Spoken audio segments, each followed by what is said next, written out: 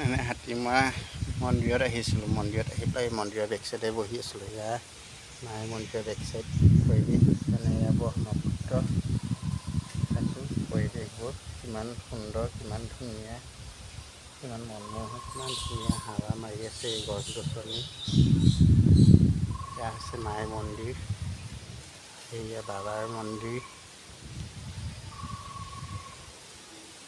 এনেকৈ মানে অকণমান মন্দিৰৰ বেক চাইডে বহি আছোঁ। মন্দিৰৰ বেক চাইডে হাৱালৈ হাৱা যে বহুত ধুনীয়া হাৱা, ক'ব লাগিব মানে হাৱাখন। মায়ে মন্দিৰত সঁচাই খং ৰাগ যি থাকে সকলোবোৰ নাইকিয়া হৈ যায়। এয়া আছে হাতীমৰা থানৰ দুৰ্গা মা মন্দিৰ।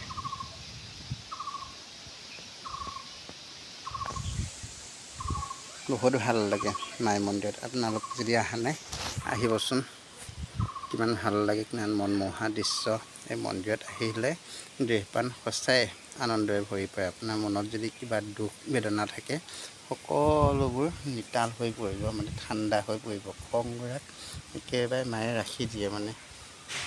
মায়ে মন্দিৰত আৰু বাবাৰ মন্দিৰ আছে লগত, বহুত ভাল লাগে আহি পেলাই। এয়া পৰিৱেশবোৰ চাওক, বেক চাইডে পৰিৱেশবোৰ।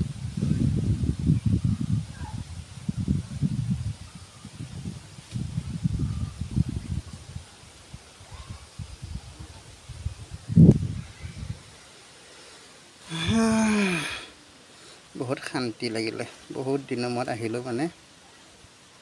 আগততো মাহে মাহে আহি থাকোঁ বাৰু, অলপ দিন কিবা এটা কাৰণত মানে আহিব পৰা নাছিলোঁ। অহাও নাই। আজি মিলালে মালিকে, মানে বাবাই মিলালে, মায়ে মিলালে, সেইকাৰণে আজি আহিলোঁ। আহি পেলাই এয়া মানে চাকি ধূপ জ্বলাই এয়া মন্দিৰৰ বেক চাইডে অকণমান হাৱা লৈ বহি আছোঁ আৰু। যাবলৈ হৈছে, সেয়া ঘৰলৈ যোৱা সময়ে হৈছেহি। তাতে অকণ মুকলি হাৱা লওঁ বোলো, সেইকাৰণে বহি ল'লোঁ অকণমান।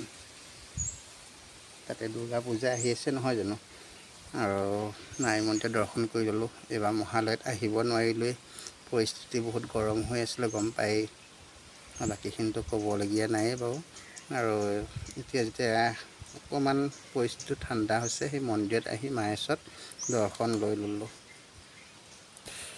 আপোনালোকো আহিব, আহি বহুত ভাল পাব। জয় মাতা ৰাণী, হৰ হৰ মহাদেৱ। এনেকৈ ভিডিঅ'টো সমাপ্ত কৰিলোঁ আৰু দুৰ্গা পূজাত আহিব আপোনালোক হাতীমৰা মা মন্দিৰত, সঁচাই ভাল লাগে। এপাক আহিব দেই, নহাকৈ নাথাকিব। আহিলে আপোনালোকে গম পাব মায়ে মন্দিৰৰ কিমান মহত্ব আছে।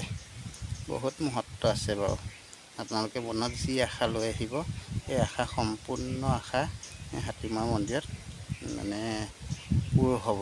মনৰ আশাবোৰ পূৰ হয়, সেইটো মোৰ অভিজ্ঞতা বা মই যিখিনি পাইছোঁ পোৱাৰ ফলতহে মানে কৈছোঁ আপোনালোকক।